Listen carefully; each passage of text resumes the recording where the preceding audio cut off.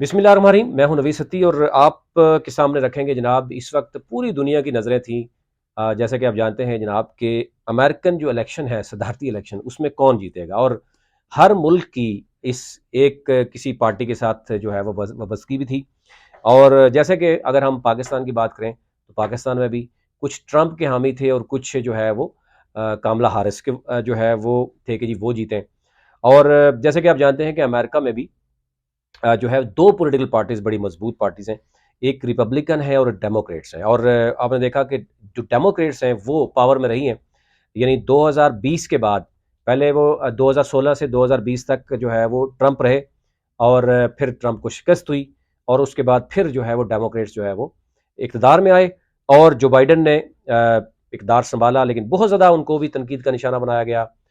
उनके दौर में बहुत कुछ हुआ, जिसके बाद आज आप देखें कि ट्रंप दूसरी बार जो है वो 78 बरस की उनकी उम्र है और वो जो है वो आज 47वें जो है वो सदर मुंतखब हुए। और आपने देखा होगा कि ट्रंप ने इससे पहले भी जो कैंपेन के दौरान भी और उससे पहले भी यानी पहले ही दावा कर दिया था कि वो जीत जाएंगे।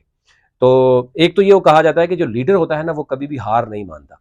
एनी हाउ ट्रंप की जो जिंदगी के उतार चढ़ाव है वो आपके साथ रखते हैं और साथ सबसे पहले मैं आपसे शेयर करता हूँ कि इस वक्त की जो ताज़ा तरीन सूरत हाल है जो अभी तक कंपाइल रिजल्ट आए हैं उसके मुताबिक ट्रंप कितनी सीट्स निकाल चुके हैं, टोटल वोट बैंक कितना पड़ा, ये आपके साथ पहले रखते हैं। उसके बाद फिर हम ट्रंप की जो जिंदगी है, ये ज़ाहिर है आपको पता है कि जो विक्ट्री जो है ना जिसकी भी शख्स की भी होती है उसको एंड को जस्टिफाई किया जाता है। तो अब ट्रंप की बात की जाएगी और अब दूसरे लोगों की बात नहीं की जाएगी जितने भी लोग इलेक्शन लड़ रहे थे। एनी हो ये बताया जा रहा है कि 50 रियासतों से का जो रिजल्ट अभी तक कंपाइल हुआ है उसमें 538 में से यानी टोटल जो इलेक्टोरल कॉलेज है उसमें से ट्रंप ने 277 277 और कमला हारिस ने 226 जो है इलेक्टोरल वोट हासिल किए हैं। तो यानी एक वाजे बढ़तरी 270 की सीट चाहिए थी ट्रंप को और वो 277 आसानी से यानी वो अपना सदारती इलेक्शन जीत गए। अच्छा जी, इसमें जो डोनाल्ड ट्रंप को 6,92,42,911 वोट जो है पड़े हैं, यानी आप ये समझे तकरीबन 7 करोड़ वोट जो है 7 करोड़ अमेरिकन ने यानी डोनाल्ड ट्रंप को अपना सदर मंतखब किया। अच्छा, अब सदर क्यों मंतखब किया? जो डेमोक्रेट्स की जो है वो स्लोगन क्या था, यानी जिसको हम मंशूर कहते हैं, और रिपब्लिकन का मंशूर क्या था, उस पर भी हम बात करेंगे। लेकिन जो मद्दे मुकाबल थी कमला हारिस यानी जो डेमोक्रेट्स की रिप्रेजेंटेटिव थी, वो उन्होंने लिए 6,40,52,768 वोट हासिल किए हैं, यानी तकरीबन 52 लाख के करीब मार्जिन है जो ट्रंप ने ज्यादा वोट लिए।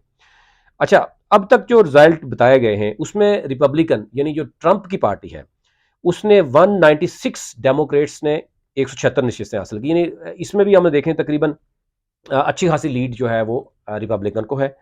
फिर उसके बाद अमेरिका की जो 50 में से 27 रियासतों में वो डोनाल्ड ट्रंप ने कामयाबी हासिल की और 50 में से 19 में कमला हारिस ने हासिल की, तो इसमें भी वाज़ेह बढ़तरी नजर आ रही है। फिर उसके बाद सेनेट में रिपब्लिकन ने 51 नशिस्तें जो है वो उसकी अक्सरियत हासिल कर ली है और जबकि जो डेमोक्रेट्स हैं उनकी जो ऐवान बाला में यानी सेनेट में 43 नशिस्तें जीती हैं। तो ये ओवरऑल में अगर आपको बताऊं। अच्छा, जो बताया जा रहा है कि ट्रंप को कामयाबी वैसे कहां से मिली, कौन सी 7 स्टेट्स आपको बताया कि बार बार चल रहा था कि जनाब ये स्विंग स्टेट्स हैं, ये जिस तरफ जाती हैं ये सरप्राइज देती हैं। उसमें जो नॉर्थ कैरोलिना है, जॉर्जिया है और पेंसिल्वेनिया है, यहाँ पर यानी आप समझते हैं कि जो कि एक्सपेक्टेशन थी जो डेमोक्रेट्स की, वहां पर उनको उस एक्सपेक्टेशन के मुताबिक वोट ना मिला और यहां पर जो है वो तीनों रियासतों में जो है वो यानी रिपब्लिकन जीत गया, यानी ट्रंप जो है उसको वाजे बर्तरी हासिल हुई, जिसकी वजह से जो स्विंग स्टेट्स हैं उसका जो रिजल्ट है वो ट्रंप की तरफ आया। अच्छा, अब ये तो बात हो गई ट्रंप से वाबस्तगी बहुत सी है, यानी ट्रंप की तारीख में अगर हम देखें, थोड़ी सी हमने रिसर्च की है, हमारी टीम ने आपके सामने रखते हैं। एक तो ट्रंप की उम्र जो है वो 78 साल है। 1946 में यानी 14 जून 1946 में ट्रंप पैदा हुए, 78 साल के इस वक्त मौजूद हैं वो, और ये दूसरी दफा वो यानी सदर बने और मसलसल तीसरी दफा वो इलेक्शन लड़े हैं, यानी 1916 में, फिर 20 में और फिर 24 में। तो इन 10 सालों में अगर आप देखें या 12 सालों में, तो वो दूसरी दफा वो सदर बन गए। तो एक तारीखी जीत है उनकी, इसको तारीख में और पाक यानी ये कहा जा रहा है कि दुनिया की तारीख में सबसे ज़्यादा पैसा जो है वो इस वक्त अमेरिकन उसमें लगा, क्योंकि 2020 में जब था तो वो कोविड था, उस तरीके से खुलकर कंपेन नहीं हो रही थी, बिजनेस कम्युनिटी उस वक्त ऑलरेडी सरापा एहतजाज थी, बिजनेस नहीं चल रहे थे। लेकिन अब की बार दो बड़े, यानी जो आप समझते हैं कि जो वो थे, फैक्शन क्रिएट हुए थे, एक एलन मार्क्स और एक जो है वो बिल गेट्स। एलन मार्क्स जो है वो खुलकर खड़े हो गए ट्रंप के साथ, और इसी तरह बिल गेट्स की जो पूरी की टीम है वो खड़े रहे कामला हारिस के बाद। यानी दो पॉलिटिकल पार्टीज में बड़े तगड़े तगड़े, यानी तकरीबन 100 के करीब बताया जा रहा है कि जो बिलियनर हैं वो वहां पर डिवाइड रहे, एक एक पार्टी को करते रहे, दूसरी दूसरी पार्टी को करते रहे। लेकिन अब अगर ट्रंप के ओवरऑल देखें कि ट्रंप की पैदाइश के बाद ट्रंप कैसे सदर बना, 78 साल कैसे बरस किए, उसमें देखा जाए तो ट्रंप ने जो बेसिक बुनियादी तालीम है उसने बिजनेस में हासिल की, और बिजनेस में ही रहे। यानी उनकी जो खानदानी बिजनेस है, आबा अजदाद का बिजनेस है, वो रियल स्टेट से था। और ट्रंप के बारे में बताया जा रहा है कि ट्रंप ने अपने वालिद से $10 लाख का कर्जा लिया, और उसके बाद उन्होंने दुबई, इंडिया, मुंबई और फिर अमेरिका के मुख्तलिफ जो रियासतें थीं वहाँ पर उन्होंने हाई जो है यानी टावर्स जो है वो बनाए। यानी ये रियल स्टेट का बिजनेस था उनका।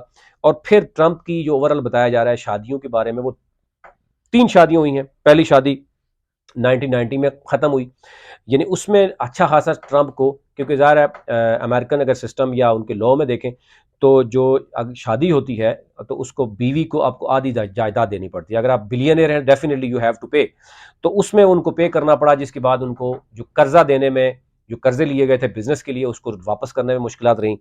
फिर एक 93 में भी शायद दूसरी शादी, फिर 99 में उनका वालिद की डेथ के बाद, कि वो वालिद को यानी अपना जो है वो आप समझते हैं कि वो कहते हैं उनके नक्शे कदम पर चलते रहे, उनके बिजनेस को उन्होंने यानी मजीद जो है वो स्ट्रॉन्ग किया। और 2000 के बाद ट्रंप को जो है वो आहिस्ता आहिस्ता जब पैसा आ गया तो ट्रंप को सियासत का शौक भी चढ़ा, और वो सोचते रहे। 2012 में भी उन्होंने देखा कि वो बेसिकली शुरू से ही, यानी 2012 के, उससे पहले तो मुख्तलिफ पोलिटिकल पार्टीज के बारे में सोचते, लेकिन 2012 में वो रिपब्लिकन के लिए सोच रहे थे कि उसके प्लेटफॉर्म से आए। लेकिन फाइनली 2015 में उन्होंने रिपब्लिकन के थ्रू जो है वो आ गए, और 2016 में आपको बताया कि वो इलेक्शन जीते, और जनवरी में 2017 में उन्होंने हलफ लिया प्रेसिडेंट का। अच्छा जी, उसके बाद मुख्तलिफ, क्योंकि ट्रंप के आपको पता है मुख्तलिफ अदवार भी रहे, उन पर बड़ा क्रिटिसिज्म भी रहा कि वो रेसलिंग भी करवाते हैं, वो मुकाबले हुसन के मुकाबले भी करवाते रहे हैं, उनकी मुख्तलिफ मुतनाज़ा किस्म की वीडियोस भी आती रही। तो 2015 से 1996 तक वो यानी मुख्तलिफ मुकाबले हुस्न के प्रोग्राम करते थे, इवेंट मैनेजमेंट वो करते थे, यानी शोबिस के साथ बड़ा एक लगाव रहा इनका। फिर उसके बाद साथ साथ वो एक प्रोग्राम की होस्टिंग भी करते रहे, और उस पर उन्होंने अवार्ड भी हासिल किया।